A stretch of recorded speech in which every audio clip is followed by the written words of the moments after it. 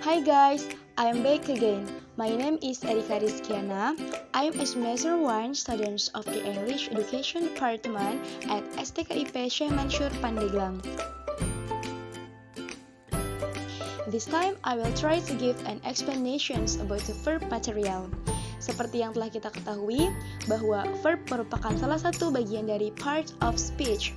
Parts of speech have each types that have their respective duties in a sentence. Let's get to know more about parts of speech and also their uses. Part of speech memiliki 8 jenis yang memiliki tugasnya masing-masing dalam sebuah kalimat. Mari kenal lebih jauh mengenai part of speech dan juga kegunaannya. Understanding part of speech reporting from Learn English. Part of speech are a classifications of words that are categorized according to their roles and functions in the sentence structures of a language. Pengertian part of speech dilansir dari Learn English. Part of speech merupakan klasifikasi dari kata-kata yang dikategorikan dari peran dan fungsinya dalam struktur kalimat sebuah bahasa. Ada 8 part of speech, yaitu noun, kata benda, pronoun, kata ganti, verb, kata kerja, adjective, kata sifat, adverb, kata keterangan, prepositions, kata depan, conjunctions, kata hubung, dan interjections, kata seru. As already explained, the notions of part of speech actually refers to the words that make up a sentence. In English, a sentence can be said to be complete if it contains at least a noun and a verb. Seperti yang sudah dijelaskan, pengertian part of speech sebenarnya mengacu pada kata-kata yang menyusun sebuah kalimat. Dalam bahasa Inggris, sebuah kalimat bisa dikatakan utuh atau complete jika mengandung minimal noun dan verb. Okay guys, after Erika explained a little about part of speech, more specifically this time Erika will explain the material about verb. Setelah Erika memaparkan sedikit mengenai part of speech, lebih spesifiknya lagi, kali ini Erika akan menjelaskan materi tentang verb. Learning English is never ending. Starting from elementary school to entering the world of work, we always need in applying English in everyday life. There is one material that we must master well, namely English verbs. Belajar bahasa Inggris memang tidak pernah ada habisnya, mulai dari sekolah dasar hingga memasuki dunia kerja. Bahasa Inggris selalu kita butuhkan dalam menerapkan bahasa Inggris di kehidupan sehari-hari. Terdapat salah satu materi yang wajib dan harus kita kuasai dengan baik, yakni verb bahasa Inggris. Verb merupakan materi yang cukup mendasar untuk kita kuasai. Belajar verb sebenarnya hal yang mudah, akan tetapi bagi sebagian orang menjadi materi yang sangat sulit, terutama bagi mereka yang saat ini tengah belajar bahasa Inggris. Jangan khawatir, kini kalian dapat belajar verb dengan cara yang lebih mudah. Pada kesempatan kali ini, Erika akan mengajak kalian belajar verb mulai dari pengertiannya, fungsinya, penggunaannya, dan juga jenis-jenisnya. Tak lupa, Erika juga akan memberikan sedikit contoh kalimat dengan menggunakan verb, sehingga kalian dapat memahaminya dengan lebih baik. What is verb? Verb merupakan kata yang dapat mendeskripsikan sebuah tindakan, aksi, kondisi, maupun pengalaman. Dalam bahasa Indonesia, verb ini kita kenal sebagai kata kerja. Reporting from the Cambridge Dictionary, verb is a word that describes the actions, conditions, or experience of something. Dilansir dari Cambridge Dictionary, verb adalah kata yang mendeskripsikan aksi, tindakan, atau kondisi pengalaman sesuatu. English verb functions in a sentence. Verb have functions and uses. We use verb to identify or explain the behavior of the actor or subject in a sentence. In addition, verb also functions to explain circumstances and events. Fungsi verb bahasa Inggris dalam sebuah kalimat, verb memiliki fungsi dan kegunaan.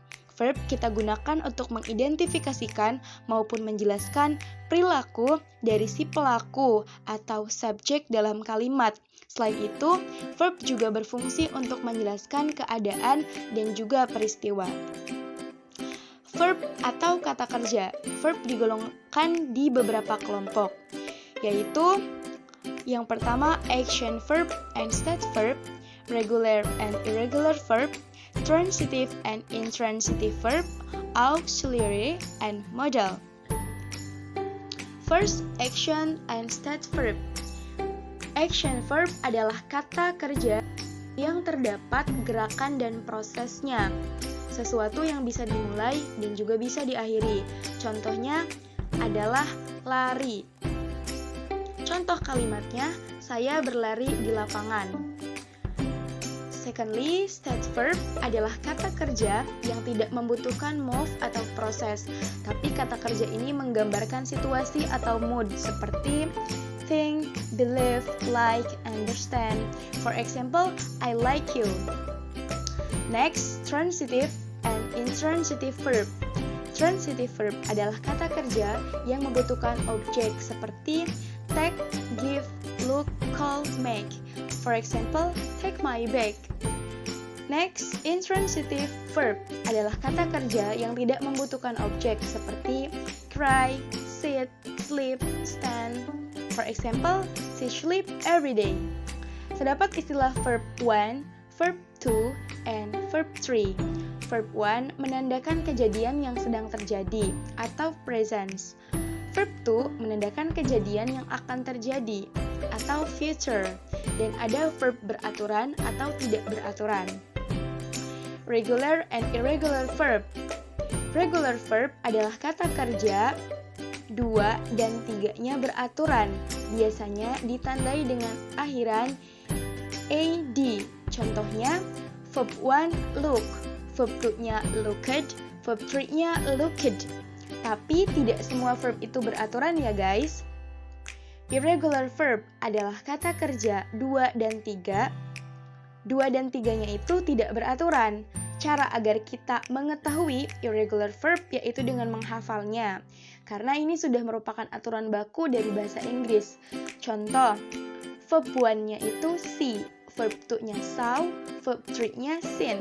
Di samping itu, dalam verb juga ada bagian helping word. Auxiliary and modal verb. Auxiliary ada be or to be, is, are, do or does, and have or has. Contohnya, she is sleeping. I don't understand. Next, modal verb. Modal terbagi ke dalam 5 bagian. Yang pertama, ability, can or could. Fungsinya menyatakan sesuatu yang bisa dilakukan. Contoh, I can swim. Yang kedua, possibility, can or could, dan may or might. Fungsinya menyatakan kemungkinan yang bisa dilakukan. Contoh, you can come to my house. Yang ketiga, permissions, can or could, and may or might. Fungsinya menyatakan izin. For example, may I borrow your pencil? And then, may I go to toilet please? Yang keempat, ada advice. Shall or should fungsinya menyatakan memberikan saran atau nasihat. For example, you should come on time. Yang terakhir yaitu obligations.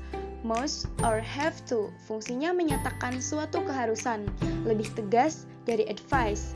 Contoh, you must come to my office. Okay guys, maybe that's all Erika can convey. Thank you for all your attentions and sorry if there are many mistakes and shortcomings. Assalamualaikum warahmatullahi wabarakatuh.